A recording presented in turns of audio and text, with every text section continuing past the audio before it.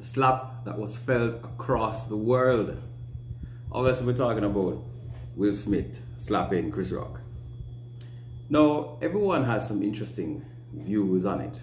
In fact, I realize a lot of persons, especially women, are saying that they're okay with it because Will Smith was defending her honor.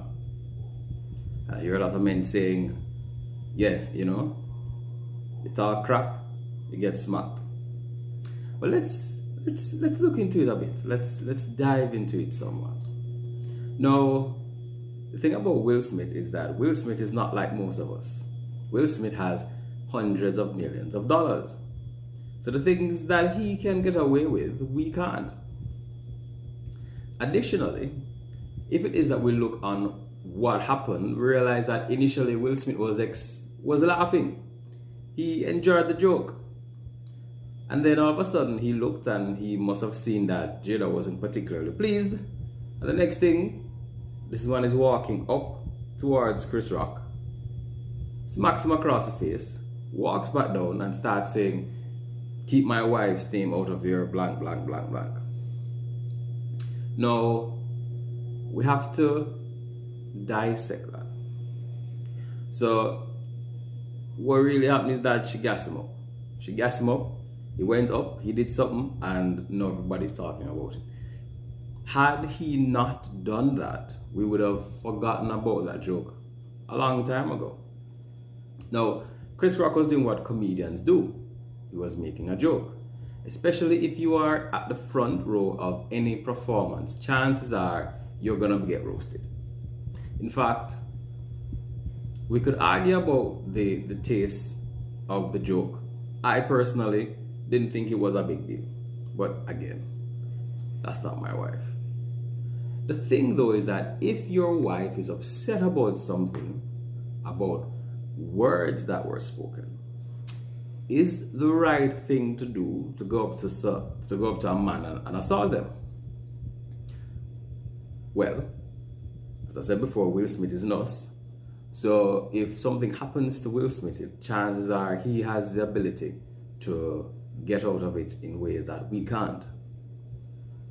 Let's talk about emotional intelligence and how having emotional intelligence allows us to avoid certain pitfalls. Emotional intelligence is understanding how you feel, understanding why you feel how you feel, and understand the ways to get off the edge so that you don't do something that you shouldn't do. And with that, of course, comes the idea of consequences to actions. So understanding that there are consequences makes it less likely for you to do something that you shouldn't do. And let me give you an example. There is a young man who went to the States recently in New York City. And while he was there, he was with a friend. These two friends were in a Dunkin' Donuts shop. And while they were there, a woman came up to them. Well, a woman said to them that they were too close for her liking and she wasn't sure if they had COVID.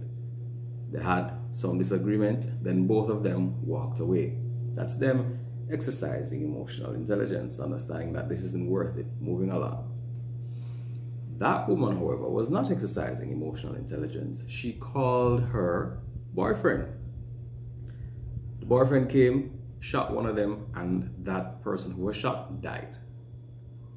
So the police have the young lady, well, the young woman's information because of the fact that she paid with an electronic means. They're now looking for her, and when they find her, of course, she's going to tell them where her boyfriend is. And so one man has lost his life.